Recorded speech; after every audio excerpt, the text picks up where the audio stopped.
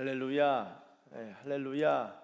우리 주님을 찬양합니다. 오늘 읽으신 말씀은 구약성경 역대상 3장 1절에서 4장 43절까지의 말씀입니다. 계속해서 족보가 쭉 나오고 있는데요. 어제도 말씀드렸다시피 이 역대상 전반부는 1장부터 9장까지는 족보에 대한 이야기고 다윗 왕조가 어떻게 구성되어 있는지를 보여주는 부분이다라고 함께 나누었었습니다. 이제 다윗이 그 아들들을 어떻게 낳았는지에 대해서 적고 있는데요. 오늘은 크게 두 부분을 보려고 합니다. 하나는 다윗의 아들들이고 다른 하나는 유다의 자손 중에서도 끄트머리에 있는 야베스에 대해서 좀 보고자 합니다. 먼저 다윗의 아들들에 대해서 좀 보도록 하겠습니다. 3장 1절 보시면 이렇게 적고 있습니다. 다윗이 헤브론에서 낳은 아들들은 이러하니 맏아들은 암논이라 이스라엘 여인 아히노암의 소생이요 둘째는 다니엘이라 갈멜 여인 아비가일의 소생이요 셋째는 압살롬이라 넷째는 그리고 아도니아라 되어 있죠. 그 다음에 3절 다섯째는 스바디아라 여섯째는 이드르암이라. 이 여섯은 헤브론에서 나왔습니다. 헤브론에서는 7년 6개월 다스리고 예루살렘에서 33년, 그래서 도합 40여 년을 이렇게 다윗이 왕 위에 올라서 다스렸습니다. 40년이라는 40이라는 숫자도 의미가 있죠. 다윗의 왕위는 하나님께서 영원한 왕위를 허락하셨기 때문에 다윗이 그 영원한 왕위의 시작이고 그 주인공이지 않습니까?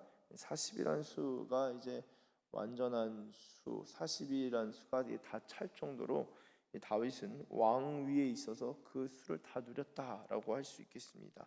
자, 그런데요, 왕이 한 40년 하면 얼마나 좋을까요? 그렇죠? 얼마나 좋을까요? 40년 동안 잘 먹고 잘 마시고 여러 명예도 얻고, 또 다윗 때에는 하나님이 나라에도 복을 주셨잖아요. 그런데요, 족보를 보면은 그리 좋아 보이지 않습니다. 왜 그러죠? 여러분, 다윗의 첫째 아들부터 해가지고 다윗의 암논 첫째 아들이 맏아들이 암논이죠. 근데 9절 보세요. 다 다윗의 아들이요 그들의 누이는 다말이며 이외에 또 소실의 아들이 있었더라. 암논이 죄를 지었습니다. 이복 동생인 다말을 범했습니다. 성적으로 모욕을 가했죠. 다말이 굉장히 괴로워하면서 굉장히 힘들어했습니다. 그 모습을 누가 봤죠? 그의 오빠인 압살롬이 봤잖아요. 내가 죽여버리겠다 하는 것을 마음을 재운 다음에 어떻게 해서 그를 복수할지를 계산하기 시작합니다. 아들끼리 전쟁한 거예요. 아들끼리. 여러분, 왕위에 올라가서 좋은 게 아니라 가족이 평안해야 되는데 아들이 이상한 생각하고 있고, 저 아들은 그 아들 내 아들 또 다른 아들 복수하려고 하고 있고요. 그렇죠? 둘째 다니엘에 대해서는 별다른 언급이 없는데, 셋째 압살롬의 경우는 반역하죠. 여러분, 셋째 압살롬 다윗이 너무 사랑했습니다. 심지어 쿠데타를 일으키는 과정 가운데서도 자기를 죽이려고 하고 자기의 나라를 전복시키려고 하는 자기 아들이, 근데도 압살롬 너무 사랑하니까 자신의 부하 장수들이 휘하 장수들이 압살롬 쿠데타 반란군을 제압하는 과정에서 당연히 죽일 수 있고 죽여야 되잖아요. 제압하려면은 죽이지 말라고 하죠. 왜냐? 너무 사랑하니까. 그러니까 부하 장수들이 붕 뜨면 뭐 어쩌라는 거냐, 어떻게 하라는 거냐. 여러분, 압살롬은 반역을 합니다. 그리고 다윗의 후궁들을 이제 또 윤관하죠. 그래서 난리가 나요. 집안이 콩가루 집안. 어제에 의해서 콩가루 집안입니다. 이 야곱 이스라엘의 자녀들도 콩가루인데 다윗도 콩가루 집안이에요, 사실. 네? 그렇습니다. 압살롬이 반역했고 아버지의 그 후궁들을 그렇게 범했죠. 넷째 아도니아는 어땠습니까? 아도니아가 누구랑 붙죠? 솔로몬이랑 붙잖아요. 솔로몬에게 왕위를 넘겨준다 다 했는데 아도니아가 그냥 내가 왕이 될 거다 그래서 그냥 빵빠레 울려버리잖아요. 이게 무슨 빵빠레 울려고 준비하는데 이제 그걸 알고 이제 솔로몬이 바로 왕이 탁 즉위하고 진행하니까 아도니아가 큰일 났다 이제 어떻게 하면 좋겠냐. 아들끼리 여기서 또 붙는다고요. 복수에도 왕위에 있어서도 아버지한테 덤비고 난리가 납니다. 여러분, 다윗의 삶이요, 물론 은혜가 있고 하나님으로 말미암아 기쁨이 있고 감사가 있지만 인간의 눈으로 볼 때는요, 부러운 인생이 절대 못 됩니다. 얼마나 고난이 많은데 왕이 되기까지도 오랜 시간이 걸렸고, 왕이 되는 과정에 있어서도 숱한 고난과 역경과 이 반목하는 일들이 참 많았습니다. 이 괴로운 일이 많았다고요. 지금 아들 얘기만 했잖아요. 아버지, 여러분, 아버지, 내 아버지는 나를 버렸다 라는 표현이 시편에 나오죠. 아마 다윗의 시일 수도 있다라고 합니다. 다윗이 이제 8째라고 하는데 막내였잖아요. 막내면 집에서 끼고 살아야 되는데, 막내를 아버지가 끼고 살아야 되는데 끼고 안 살고 멀리, 너는 양이나 치라, 그래서 멀리 보냈잖아요. 그게 막내 아들이겠습니까? 진짜 요셉 같은 아들이면 끼고 살고 채색옷 지어줘야죠. 그 막내에 대한 당연한 처사인데 다윗은 멀리 보냈다고요. 다윗이 얼마나 마음이 속상해요. 어릴 때부터 아버지한테 당했는데, 근데 결혼했는데 우리 아버지, 또 다른 나의 아버지 장인어른, 막 창 들고 창 이제 집어 던지는 거, 이게 난리 납니다. 다윗의 인생이. 아버지는 그냥 지팡이 쥐어주면서 멀리 나가서 양이나 쳐라 너는, 그렇게 했는데 속상한데, 결혼해서 그래도 이런 아버지는 만나지 말고 그래 나도 장인어른 은혜 좀 받아보자, 장인어른 혜택 좀 받아보자 했는데, 혜택은 무슨 창 던지고 있고 막 욕하고 있고 죽이겠다 하고 있고. 여러분, 그거 피한 게 다윗 인생 아니에요? 그러다가 왕 됐을 때도 얼마나 괴로워요. 자신이 그래도 사랑했던 장인어른과 자신이 정말 그 영원한 우정을 간직했던 요나단 다 죽잖아요. 그리고 나서 아들들 낳았는데 아들이 이 모양 이 꼬라지예요. 여러분, 하나님의 은혜와 하나님의 역사가 어떻게 이루어지냐? 반듯한 성실한 사람을 통해서 역사하시죠. 반듯해야죠. 성실해야죠. 그런데요, 여러분, 하나님의 역사는요, 하나님의 약속이 우선입니다. 그러니까 인간의 나약함이 인간의 잘함, 인간의 못함, 인간의 장점, 단점, 인간의 탁월함, 인간의 미약함이 아니라 하나님은요, 하나님이 말씀하신 대로 일하시는 거예요. 그 하나님의 말씀을 우리는 하나님의 약속이라고 합니다. 하나님은 하나님의 약속 따라 일하시는 거예요. 그 약속이 예수 그리스도 안에 있습니다. 그래서 우리가 예수님 안에 있으면요, 예수님 안에 거하면요, 예수 그리스도 안에는 온갖 좋은 것들이 다 있어서 그분 안에서 모든 약속은 그리스도 예수 안에서는 예가 되는 이라고 그랬잖아요. 예, 내 주님, 이게 되는 거예요. 주님의 약속 임할 때 내가 되는 거예요. 예스, 통과, 그 약속은 이루실 것이다가 되는 겁니다. 여러분, 야곱의 인생이 너무나 힘들었고 나그네 같았고 비참했는데, 자녀들 때문에도 내가 너희 때문에 내가 죽게 생겼다. 심지어 자녀도 잃잖아요. 나중에 찾잖아요, 요셉을. 얼마나 괴롭습니까? 인생이 얼마나 험난해요. 다윗은 지금 말씀드렸지만 이 아들들 이름 보니까 꼬라지가 장난이 아니에요. 그 꼬리. 이런 아들이면 오늘 어떻게, 생각만 해도 끔찍합니다. 근데 왜 다윗이 쓰임 받습니까? 물론 다윗이 하나님의 사람이고 그 영혼이 하나님 다뤄진 게 맞죠. 그런데요, 그런 마음 가운데 하나님이 허락하신 게 하나님의 약속이에요. 하나님의 약속. 아들들이 그렇게 힘들고 어렵고 진짜 그냥 진흙탕 싸움을 하고 있지만, 하나님은 빛과 같은 분이셔서요, 그분의 약속이 빛이 나는 거예요.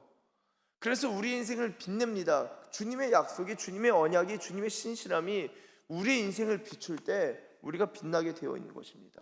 여러분, 다윗의 인생에서 우리는 다윗 40년간 이 통치했네, 대단하네, 겉모습만 보면 그렇지만 이 속마음은 정말 뒤집어졌을 겁니다. 그런데 그 가운데 하나님을 의지하는 것을 어렸을 때부터 꾸준히 배웠고, 내가 어릴 적 많은 사랑의 결핍이 있었지만 하나님께로부터 사랑을 공급받는 그 시간을 오랫동안 보낸 겁니다. 그 가운데 이런 어려운 상황에서도 끝까지 하나님의 언약 붙들고 나아갔던 게 다윗이에요. 여러분, 이게 유다 지파의 지금 족보가 나오고 있는데요, 이것이 다윗이라면요, 다른 한 사람을 또 좀 보려고 합니다. 자, 4장 1절을 보시면은 유다의 아들들은 베레스와 헤스론과 갈미와 훌과 소발이다. 여러분, 이 베레스가 어디 나옵니까? 베레스와 어제 읽었던 베레스와 세라. 그쵸? 자, 2장 4절. 유다의 며느리 다말이 유다에게 며느리가 또 콩가루네요. 계속 콩가루. 유다의 며느리 다말이 유다에게 베레스와 세라를 낳아 주었습니다. 유다의 아들이 모두 5이죠. 자, 그럼 다시 4장 1절 돌아오셔서 베레스, 헤스론, 갈미, 훌과 소발이라. 그러면서 이 소발의 아들이라고 2절에 적고 있습니다. 자, 그러면요, 유다의 아들 중에서 마지막 아들 소발이죠. 막내입니다. 그리고 2절은 소발의 아들 해서 막내의 족보가 쭉 이어지고 있습니다. 여러분, 이 다윗도 사실은 이 다윗도 그 유다의 장자가 아니에요. 그 헤스론, 그러니까 이 유다의 장자 계통으로 쭉 따라오지 아니하고 유다의 장자 계통으로 내려오다가 헤스론 때에 2장 9절 보세요. 2장 9절. 헤스론이 낳은 아들은 여라무엘과 람과 글루베. 자, 여기서 누구 족보가 진행되죠? 둘째 람입니다. 람. 첫째 장자의 족보를 따라가지 않고 차자로 넘어갑니다. 람에게서 보아스, 오벳, 이세, 그리고 이 다윗 나오는 겁니다. 자, 그렇다면요, 다시 좀 돌아오셔서 4장에 이번에는 이 베레스에서 쭉 내려오다가 헤스론에서 람으로 내려가는 차자가 아니라 이번에는 아예 유다의 아들들 중에서도 소발, 완전히 그 막내입니다. 막내에 있어서 막내의 이 족보가 쭉 진행되는데요. 자, 이 9절 한번 보도록 하겠습니다. 9절 8절부터 읽겠습니다. 고스는 아눕과 소베바와 하롬의 아들 아할 종족들을 낳았으며 야베스는 그의 형제보다 귀중한 자라. 그의 어머니가 이름하여 이르되 야베스라 하였으니 이는 내가 수고로이 낳았다 함이었더라. 자, 야베스의 출생이 어떠냐? 이것도 고통이었어요. 왜냐? 어머니가 이름을 지은 게 야베스가 아베츠, 그러니까 고통이란 뜻이거든요. 이름이 제가 만약 제가 아들을 이름 짓는다. 근데 이제 아내가 아들을 셋째, 넷째 출산을 너무 고통스러워서 이런 고난아, 이름이 황고난이 된 거예요. 혹은 황고통. 그런 의미입니다. 이름이 아시죠? 아실 겁니다. 이름이 고난이고 이름이 고통이고 이름이 수고예요. 황수고, 김수고 이런 거예요. 이름이 야베스입니다. 그런데 웃긴 게 9절 앞부분에 그의 형제보다 귀중한 자다. 여러분, 이 귀중한 카베드, 이거는 영광스러운 자라는 거거든요. 자, 형제들이 있어요. 형제들이 있는데 이름 자체가 수고예요. 수고. 이름이 수고고 이름이 고난이고 이름이 고통입니다. 근데 이름은 고통인데 그 삶이 형제들 중에서 영광스러운 자래요. 아니, 이름대로 살아가는 거 아닙니까? 원래 이름대로 되는 거 아니에요? 그래서 야곱의 이름이 이스라엘이고 아브라함 이름이 아브라함이 되는 거 아닙니까? 이름이 그렇게 바뀌는 거 아니에요? 원래? 그렇잖아요. 그런데 이 야베스는요, 신기한 게 이름이 원래는 안 좋은 거였는데 이름이 바뀌지도 않는데 그 이름 그대로 가는데 운명은 바뀝니다. 어떻게 바뀔까요? 여러분, 이 콩가루 집안에서도 하나님의 언약이 있으면은 빛이 난다 말씀드렸습니다. 자, 그런데요, 그 하나님의 언약을 받는 과정 가운데서 하나님의 약속을 내가 신뢰하고 하나님의 약속을 붙들고 살아가는 그 삶에는 어떤 것이 있냐라고 할 때, 자, 10절을 다 같이 읽어보겠습니다. 시작. 야베스가 이스라엘 하나님께 아뢰어 이르되 주께서 내게 복을 주시려거든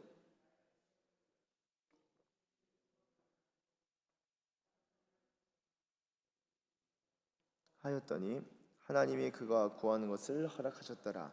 아멘. 이 부분을 많이들 묵상하시고 또한 학자들도 많이 해설하고 이야기하고 언급하는데요. 야베스가 이 고통, 고난, 수고임에도 불구하고 형제보다 귀중해진 이유는 딱 하나다. 뭘로 꼽을까요? 야베스는 하나님께 간구했다, 기도했다는 거예요. 여러분 어떠세요? 출생부터가 막막하거든요. 이름부터가 막막합니다. 그런데요, 그 사람의 운명, 그 사람의 앞날 막막해 보여요. 그런데요, 하나님께 기도하고 간구하는 사람은요, 이게 다 뒤집어집니다. 역전 현상이 일어나요. 제가 생각해 볼 때 이 대한민국이 어떻게 이렇게 복된 나라가 됐는가, 복되고 은혜가 있는 나라가 됐는가 생각해 보면요, 대한민국은요 진짜 기도 많이 하는 나라입니다. 기도 많이. 한국교회 들어오셨던 선교사님들이 한국교회 초기 선교사님들이 어떤 기록을 남기셨냐? 한국은 무조건 부흥한다. 처음에 선교사들이 들어왔는데 너무 막막하다는 거. 이 나라가 빛이 안 보이고 이런 곳에서 어떻게 선교하냐? 그냥 아무것도 안 하잖아요. 남성들이 아무것도 아니잖아요. 여성분들 일하시고. 근데 남성분들 앉아서 우리 자매님들한테 막 욕하고, 기분 나쁘게 가서 한테 때리고, 그렇잖아요. 뭐 생선 종류의 뭐 하나 뭐 명태인가요? 같이 뭐 때려줘야 된다고 하고 막 실제로 이름도 막 안 지어주고 그랬잖아요. 그리고 뭐 하고 있냐면 성인사들 눈에 딱 보이는 그 조선 사람들이 그거 얼마 안 됐습니다. 집에 앞에 앉아가지고는 내내 머리만 골라주고 있는 거, 원숭이 하는 것처럼 이 잡아주는 거예요. 그 남자들은 또 이제 그 밭 한가운데 정자에 앉아가지고 수박 깎아와라, 참외 깎아와라 앉아가지고 어디서 많이 듣는 것 같은데 요즘에도 그렇죠? 우리 부모님들 여전히 그러시. 남편이 혹시 그 은혜가 필요하겠네요. 네. 여러분 그러고 있었잖아요. 그런데 한국교회 이 조선 사람들이 한국 사람들이 은혜를 받는데 선교사님들의 기록이 달라져요. 뭐라고 기록이 달라지냐? 기도를 하는데 번개가 떨어지는 것 같다. 폭풍이 울리는 폭풍이 치는 것 같다. 그냥 천둥이 울리는 것 같다. 그래서 이 조선 사람들이 기도하는데 그냥 하나님의 영광과 임재가 가득 찬다. 여러분 그렇게 목숨 걸고 기도했잖아요. 그러니까 교회마다 다변화가 되고 은혜를 받고 지역마다 하나님의 은혜가 강력하게 임했던 겁니다. 심지어 저희 뭐 어머니 할머니 세대 또 어떻습니까?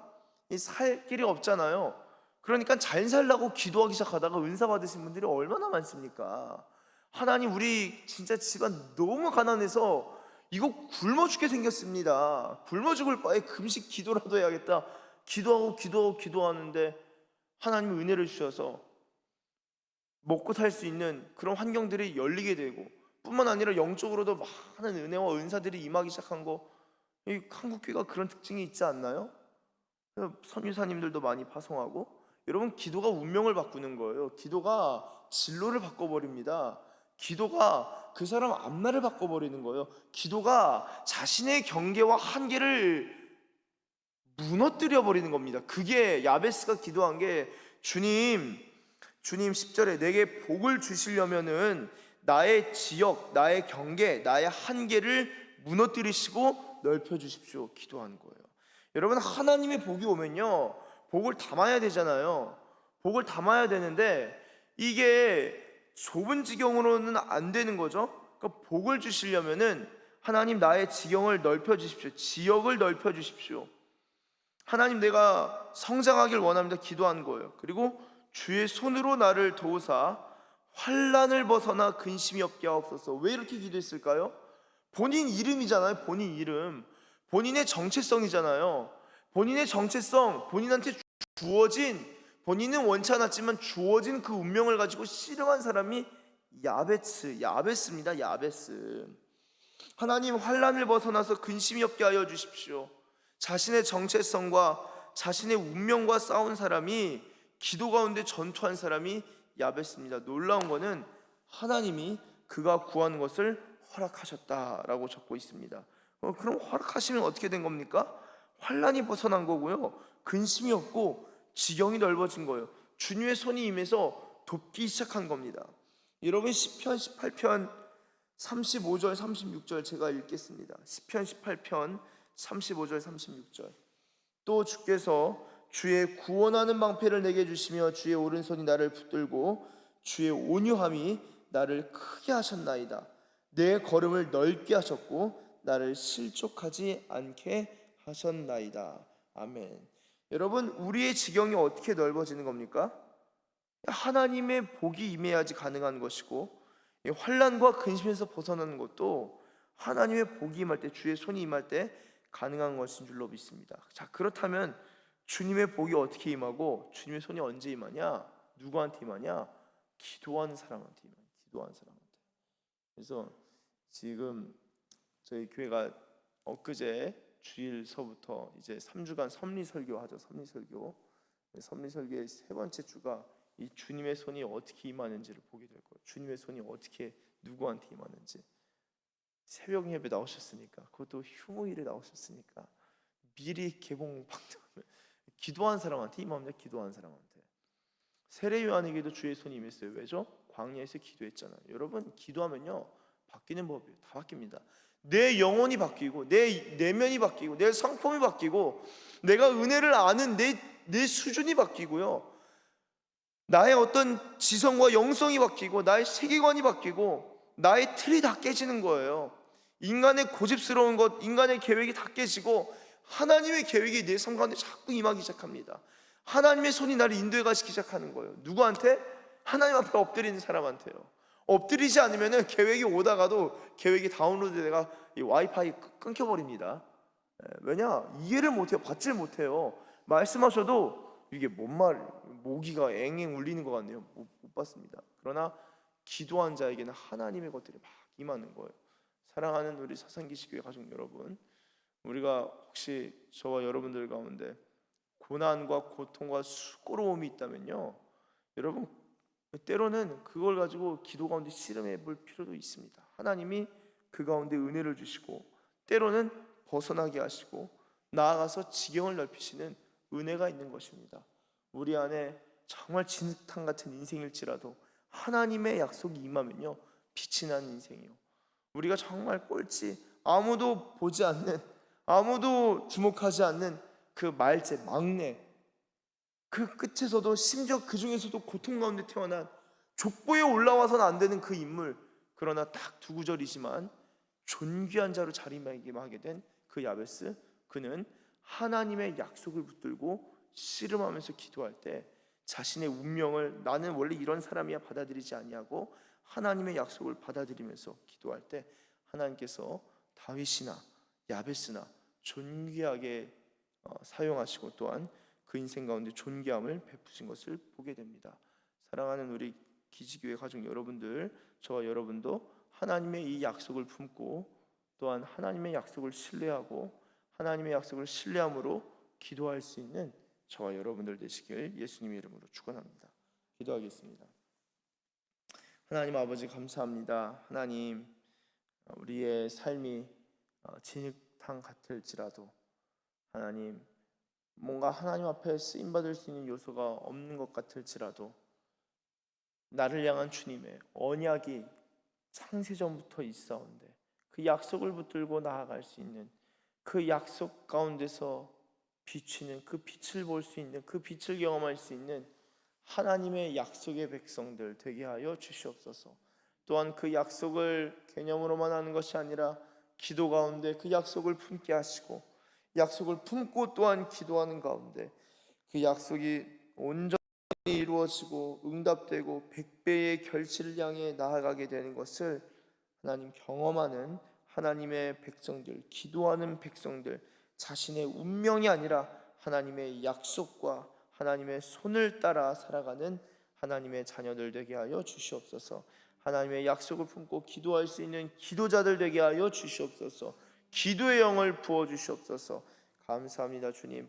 감사드리며 그렇게 인도하실 줄 믿고 감사드리며 예수님의 이름으로 기도드립니다. 아멘.